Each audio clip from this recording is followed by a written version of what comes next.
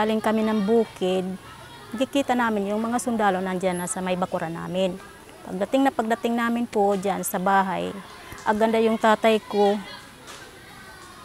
kinuha. Bali, tinalian siya, pagkatapos pinipit-pit yung mga daliri niya.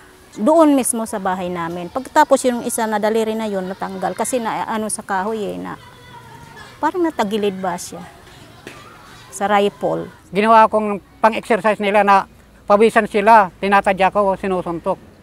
Pagkatapos nun yun, dinala na kami sa kampo, kaming tatlo.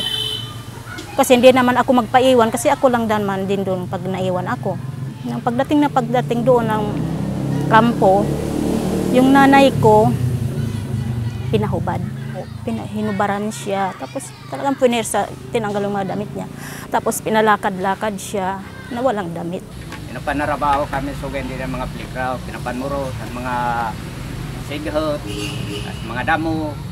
Pagdada ng mga sundalo, binubayakan kami, sinusunto. Pag-aabot, pagdadating ng mga tanghali, pinapapangain muna kami nakalagay sa malaking planggana. 15 personas kami nagsasalo-salo sa planggana.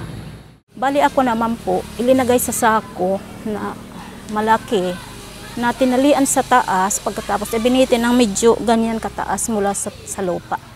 Ako kasi akong may-ari ng lupa doon na pinampusan. Talagang pinahirapan ako masyado. Dahil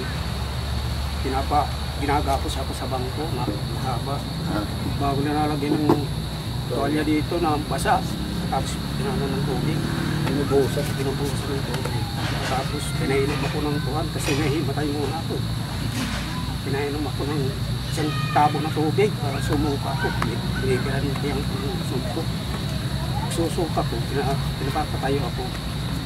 Tapos pinaupo muna ako doon sa harapan ng kawa. Yung kawa na yan, may mga ginagaan na talong. Subuan na. Ang ginagawa ko, pag sinusuntok ko na lang kasi mainit, hindi kaya. Mayo 1981, eleksyon noon. Ako ang chairman dahil ako'y guro. Mga 8 o'clock in the evening, pumasok yung mga military. Mahahaba ang mga baril. At saka sabi, saan dito si Arisio Akyatan?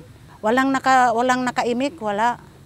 Sige, pagdiri nyo sinabi, lahat ko kayo babarilin. Lahat sila gumaganon, palibot sa paaralan. Isang lalaki nagsabi, ayun oh, noon siya ay junior deputy assessor siya sa province ng Eastern Samar. Tapos nang turo na, kinuha na sila, parang dinadrag yung kapatid ko. Tsaka ilinabas, hindi na namin nakita hanggang ngayon. Bali, ang ginawa ko po para makita ko lang nanay ko, binutas ko yung sako. Kasi yung sako straw, diba? Yung straw madali maganyan, mangat-ngat. Ginanyan ko para makita ko lang. At saka naririnig yung nanay ko na hiyaw ng hiyaw. Paglipas ng ilang oras, parang nanahimik. Binuksan ko ulit yung bahay namin, nandoon na yung asawa ko, nakataob na, patay na. Tapos inano pa nila yung tiyan, hiniwa ng malaki, lumabas yung bituka. Yung tatay ko naman, nandoon na sa barricade nila, gumawa sila ng hukay. Pagkatapos, kasi nakikita ko, may ganyan kasi kalaki yung butas ng sako. Tinabunan siya ng lupa, pagkatapos ditabon na siya, ito lang nakikita, ito ilong lang nakikita. Tapos inapak-apakan, bali nagtatalon-talon siya diyan mismo sa ibabaw ng ng tatay ko. Bali sa tiyan ba? March 1973, si Rinaldo ay inutusan ng tatay niya. Pagkatapos nakasalubong siya ng sundalo. Tapos, yung sundalo na yan, mga ilan araw nagpunta sa bahay namin, sa Dinigpian. Sabi niya, wag na kayo umasa na makakabalik pa si Ri. Tinatlang namin siya. Ang kapatid naman niya, si Noli, ay pumunta doon sa ibang barangay sa Magsaysay, doon sa kamag-anak nila.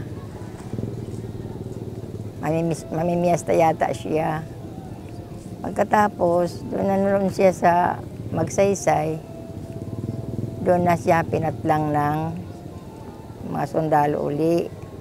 Sabi ng kamag-anak namin na nakatira doon sa Magsaysay, na naaawa daw sila kay Nuli dahil nung katapos patayin nila, inano sa tubig, isinubsob. Noon hindi na ano sa ilalim ang patay na katawan ni Noli, linagyan pa daw ng yung bakal na kanan auto para hindi na mahanap siguro. Yung nanay ko naman, hindi ko alam kung nasaan na kasi hindi naman ako makapag-ikot-ikot sa sako kasi nakabitin eh. Di, mga siguro 2 oras, yung nanay ko lumabas. Hubad pa rin. Ang balay namon ginsunog. Katapos iragin litson ang akon asawa. Unsa nila Di pareho basta baboy nga ganyan. gintuhog nila. Oo. Gintuhog. Diin nila gintuhog sa Siring ang kamot. diri sa Din. An iray ginsungo an amon ibabalay nga kahoy. Pagkaagahan di ka 17, ira na gin kaon na nira, gin tiros-tiros na nira ang kalawasan. nakita nimo Oo. dito ka mismo. Oo, sa plaza. Pero diri man kami pinadodo nga tong plaza. Sugod Kutsinta sila nangaon.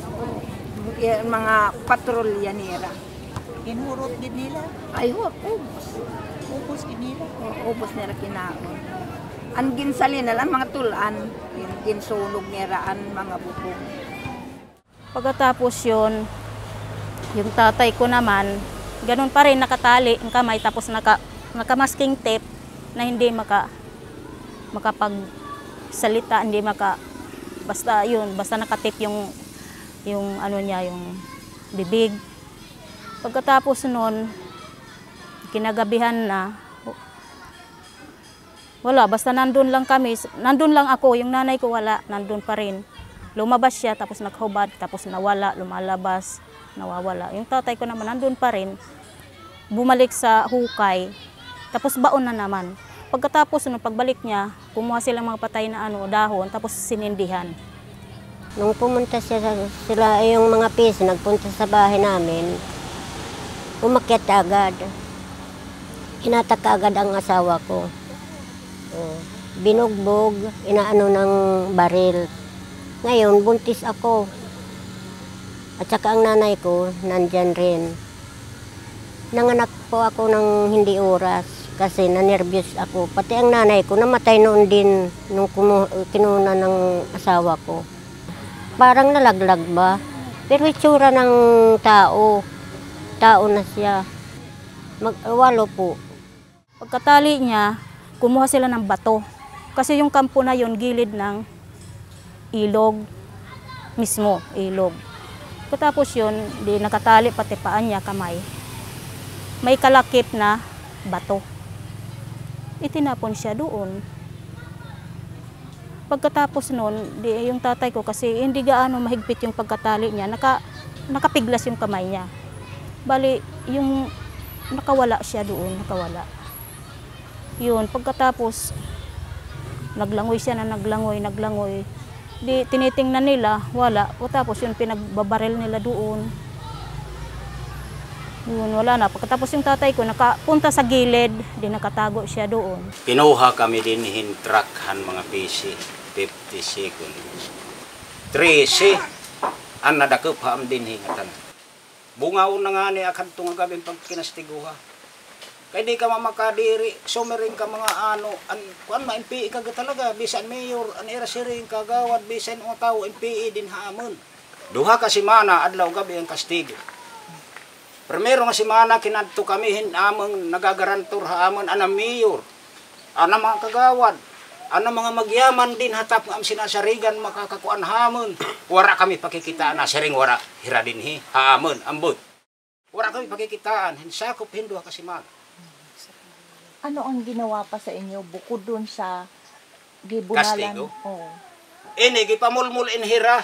Anak agrupod nga siya han utin han mga pisi. Haros ing kadagab iraw kadag pinapapan mulmul ka ini kay suka naman la kami baliwara di kami mga tao. Yun, tapos kami namang dalawa, ang nanay ko nandun pa rin. Tapos ang ginawa ko naman, kasi gabi na yun. Kasi ang tatay ko nakatakas na. Bali, pang ilang araw na yun, pang tatlo. Ngayon nung dumating ang mga sundalo, bigla silang nagpaputok, pinapila yung mga tao doon. Ang iba, nagsitakbuhan. 3 ang tumakbo, kasama na yung first cousin ko. Tapos, inano nila kung NPA raw sila or nagsusuporta sa mga sundalo, ay sa mga NPA, ganon. Siyempre, sa takot ng pinsan ko, maliit lang siya na babae, black morena. Sa takot ng pinsan ko, tumakbo siya.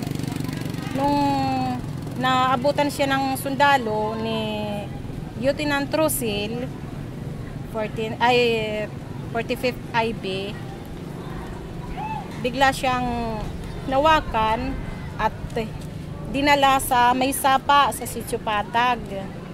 Doon siya ginawa ng karumal-dumal.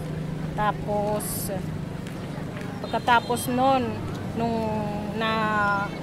nagamit na nila, pinatay nila. Ilan sila? Basta ang nakikita lang namin si Rosil. Pinatay na nila yun. Pagkamatay nila, hiniwa na yung kanang suso.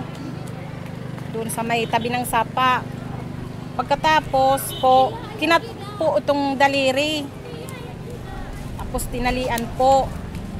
Pagkatapos nun, hiniwa naman yung dito niya, tiyan. At kinuha po ang atay. Pagkatapos nun, masaya sila. Nag-ano sila sa may sapa, nag-apoy ba, nag-haring, nagsiga. Yun. Tapos doon nila binarbecue yung atay ng pinsan ko. Talaga, pinapakita nila talaga yung ginagawa nila. Tapos naman nila sila paingin yung atay. May dala naman silang dala naman ni Rosil yung daliri, yung tinalian ng lubid. Pinakita sa amin, ito na ang daliri ng ito. Tapos katapos iyakan ng mga tao, tatakot.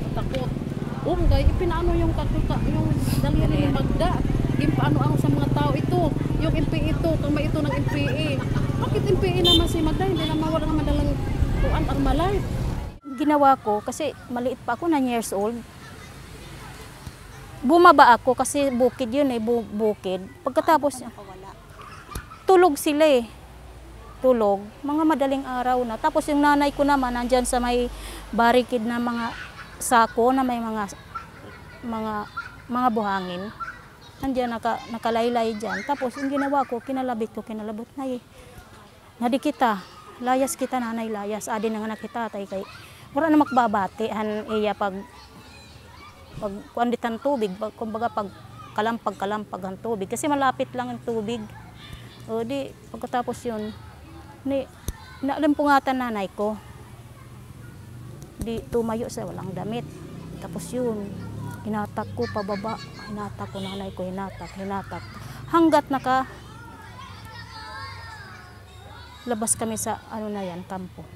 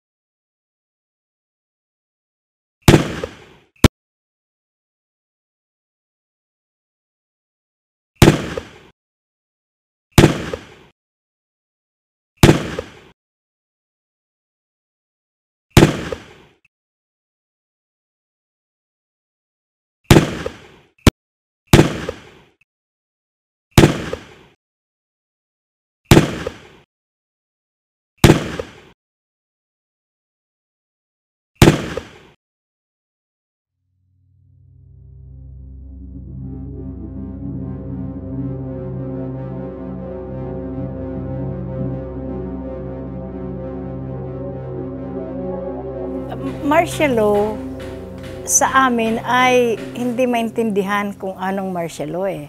So ang mga out of 31 barangays along the river, kasi may barangays are all along the river, except for 2 in the islands and another 3 in the Carolines. Ang 31 doon nag-abandon na, nag-alisa na, kaya may social problems dito kasi you have to feed them. Pupunta ka sa gabi, mayor, yung mga anak ko, wala kaming kainin, nag-boil na ako ng tubig, linagyan ng asukal, ayan ang pinakain. Sino bang hindi magkakaproblema niyan? Pagkatapos ng 45th Provisional Infantry Battalion, pinalitan ng another PC Battalion, yung 52nd. Pareho rin ang policy, yung papatayin ka na lang, yung mga gang rape. Wala namang nagre-reklamo kasi takot. Papatayin ka rin eh. Kasi before martial law, dadalawa yung laging concessions dito sa buong Samar Island. Pagkatapos ng martial law, may pumasok ng 12. Pinakamalaki doon yung kay Senator Enrile. No? Nandoon yun sa nasa interior ng Samar yun, sa Northern Samar, Lauang, Las Navas, Dolores, hanggang dito sa may Taft. Parang buong Samar talaga, puro yung tad-tad ng laging concessions. Yung mga PC kasi, tamad maglakad yan, sumasakay ng pambot. Pag inaambos sila, ubos. Halimbawa, 3 pambot, may kargang 30, patay lahat yun. So, halos yung linggo-linggo. To the extent na dineclare talaga yung bayan ng Taft, Dolores, Canabit at saka Oras ng no man's land. That was 1978 to 1982. Noong 1982, dapat mag-expire ng concession nila. Pero isa lang yung na-renew, yung kay Enrile. Enrile wanted to monopolize the logging industry in Samar. Marcos was trying, and his cronies was trying to monopolize ang bauxite deposit, mining ng bauxite deposit in Samar. Pero tingin ko, nga ang tingin nila, yung malaking sagabal talaga dyan. It must be presence of the insurgency. The active insurgency na nakakamobilize ng mga tao. So, mayroon silang kinumisyon na nag-aral talaga dito, mga foreigners pa nga. Nakita nila na the largest bauxite deposit in the world nandito sa Samar. Kaya noong 1977, nag-issue siya ng presidential decree na proclaiming na itong mga areas na where there are bauxite deposits as a mineral reserve, bauxite mineral reserve. Yung 31 na kinuha, pinatay, ilang taon ako nagdusa noon. Pero I could not do anything. Basta nagpatrolya lang ang sundalo, kinuha, including the teacher na babae, dinala sa kampo. Mabuti na lang, yung teacher na babae, nakita ko sa may jail kasi diyan pala siya ilinalagay. Sabi, anong ginagawa mo diyan? Hindi na ako dinala sa kampo, pinabalik ako. Sali ka sa bahay ka, Tomera. That was the last time we saw the 31 people pinatay. Pinuntang ko doon, sabi, dinala na sa Burungan. Punta ko sa Burungan. Nasa Katbalogan na. Hindi ko alam, nandyan lang pala. Iniisa-isa patayin. Oh. Dito nga, pinaakyat lang ng coconut, binaril, patay. Yung bangis ng martial law, naramdaman yan mga 1978 na. Yung time na yun, na nagsimula ng umupak yung mga kasama sa Kasi dyan during that time, ang malakas na operation ng logging sa upstream ng Dolores, Oras at sa Canabin. Sino may-ari ng logging na yun? Ang sabi nila, si Enrile daw. Kasi kakabit siya ng San Jose Timber ng Northern Samar. Kasi makikita mo sa mapa ng Eastern Samar, yan yung pinaka-heart of Samar. Nagtatagpo-tagpo yan yung upstream ng Dolores, Western Samar ng San Jose de Buwan, tapos yung sa may part ng Northern Samar sa Las Navas. They would put together yung mga coconut, abaka, trunks, and put yung pinatay dyan sa taas. And they float them down here. We did not even know kung sino ang pamatay. Yung sundalo, o NPA. Kung suspect ka ng sundalo, gusto nila yung kalabaw mo kunin, sabi na, oh, kalabaw yun ng NPA. Takbo, babarilin ka. Ang ginagawa ng NPA, inaambus na lang sila. Kaya maraming ambush at that time. Ang pinakamatinding naranasan ko talaga, na hindi ko makakalimutan hanggang sa ngayon, yung diniklar nilang no man's land for almost 3 to 6 months na gutom kami lahat. Kasi siyempre, dependent kami sa mga tanim namin sa upstream. Nandoon yung palaya namin, nandoon yung nyug namin, nandoon yung mga pinagkukuhaan ng kabuhayan namin. Naaalala ko noon, kinakain namin kahit bulok na bigas na binibigay ng NFA, may makain lang kami kasi hindi nakakapag-produce talaga ng pagkain. Tapos dagsa talaga yung yung evacuations. Kasi may yan si Mayor Iwit, kaya sa naging sikat niyan dahil binigyan niya talaga ng lupa nila yung mga evacuees. Halos lahat yun, ng almost 90% ng mga tao sa mga interior barangays, pumunta talaga ng bayan yun. Mayroon sila sinasabi na lost command. Ewan ko, siguro nag-search lang yan ng Mina or something because they were not a member of the armed forces eh. Mahaba ang they were fully armed. Nagpunta sa sa Kaglauan doon sa area. Until now, I cannot trace kung saan galing yung lost command. Mayroong isang grupo doon na tinatawag nilang lost command na allegedly isa yon sa mga binuong army ni Enrile para protektahan yung kanyang laging companies. To a point that in the elections in the 1980, wala nang gusto magkandidato. So many mayors were dying already. And the other mayors already left their stations because they were afraid of both.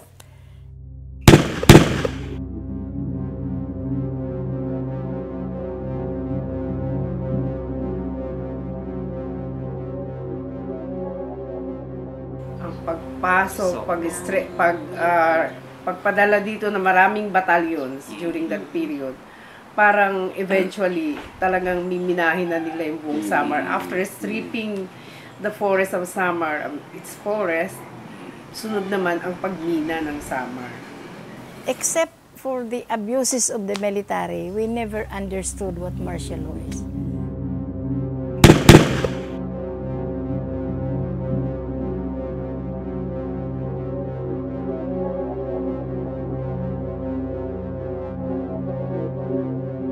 In January 2003, mayroong memorandum coming from Malacanang to the DNR, secretary, na sinasabi, declaration on the policy shift from tolerance to promotion of mining operations. So, the largest bauxite deposit in the world is in Samar. Coal. Doon sa Humonhon, Manicani, merong chromite doon. Dito sa Bagakay, copper. At saka coal. Tapos areas ng Yabong na manganese. Manganese. Sa Daram, no? Tapos before, during martial law, may gold mining dito eh. Gitna ng Basay at saka Marabot. Ang pagpasok ni Palparan, paglagay kay Palparan dito, followed yung malaking bugso ng anti-mining rallies, mobilization dito. Island-wide. Island-wide, 2084. Alright. But the opposition was so great that he could stay only 2 years. But did he succeed? Silence ba ang opposition to mining in those 2 years? Hindi rin. Why? Both in terms of yung kung na-silence at saka kung may mga mining firms na nakapasok, wala. So, in both counts, wala. So, triumph of the successful. Yeah.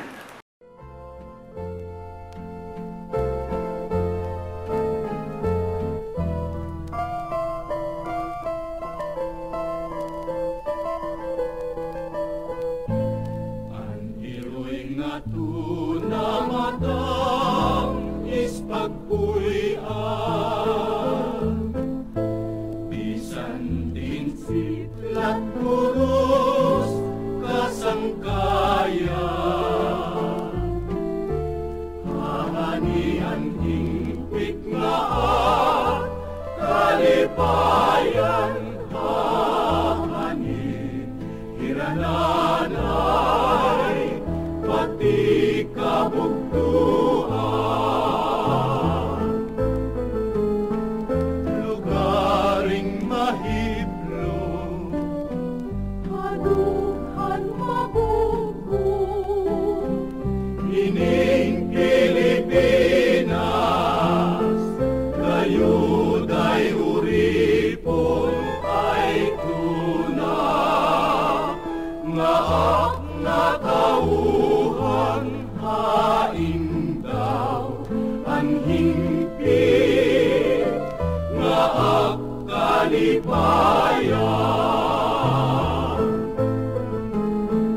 lugaring mahiblo hadughan mabuko ining Pilipinas kayuday uripon ay tuna nga natauhan hain daw anhing nga kalipayan